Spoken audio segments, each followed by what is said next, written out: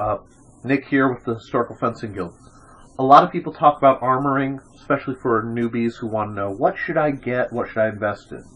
Now the first thing, as a male especially, you're going to want to invest in is a cup. There are two types of cup holders, what's called the jock strap, which looks essentially like a split back-end thong, or the briefs. The briefs are more expensive, invest in them. Obviously I'm not going to show you mine because I'm getting ready to pack for practice, so I'm already wearing one, and no one wants to see that.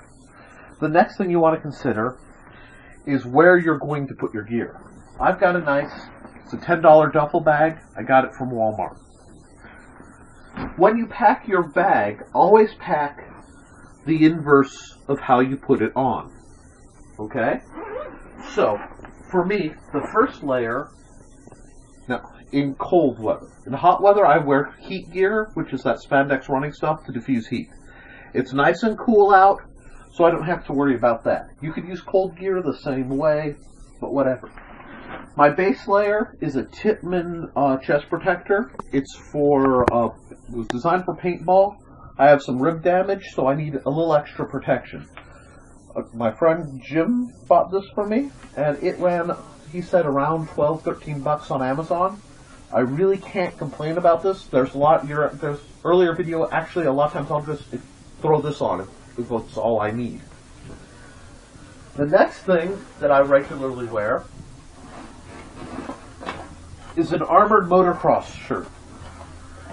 Now, the reason I like this is it gives good arms, good chest protection, the only weakness being that the seam in the middle can compress. That's why we wear the Tippmann under it.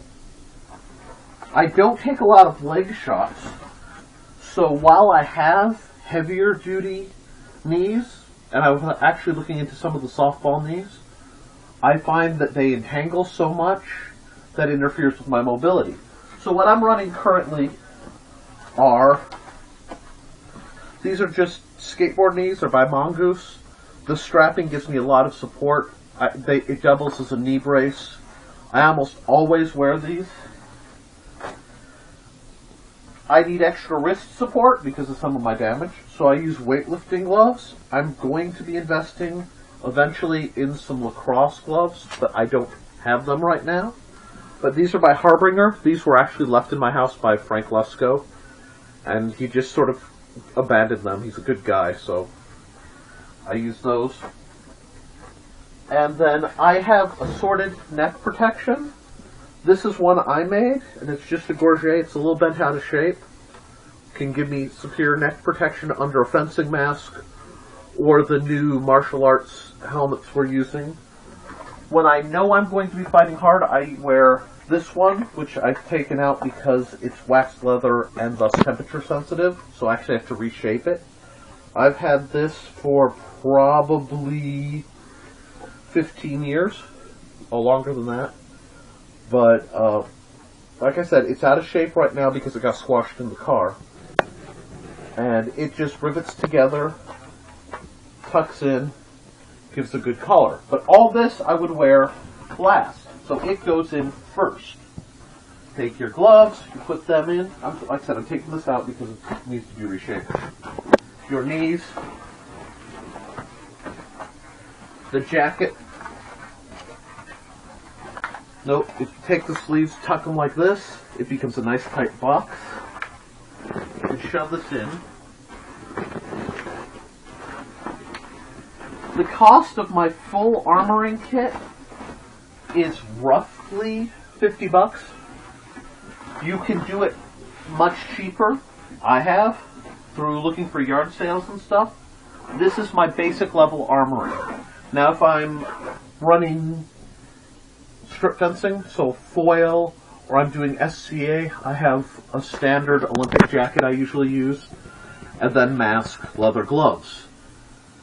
If I'm running more concussive, I actually have a full set of leather and brass Lorica, which is articulated plate. It's currently in storage and I need to clean it up, but since I won't likely be using it for the winter, it's not something I'm worried about right now. But this does give you a good intro into some of the basic gear you can get if you're looking to start out as Western martial arts.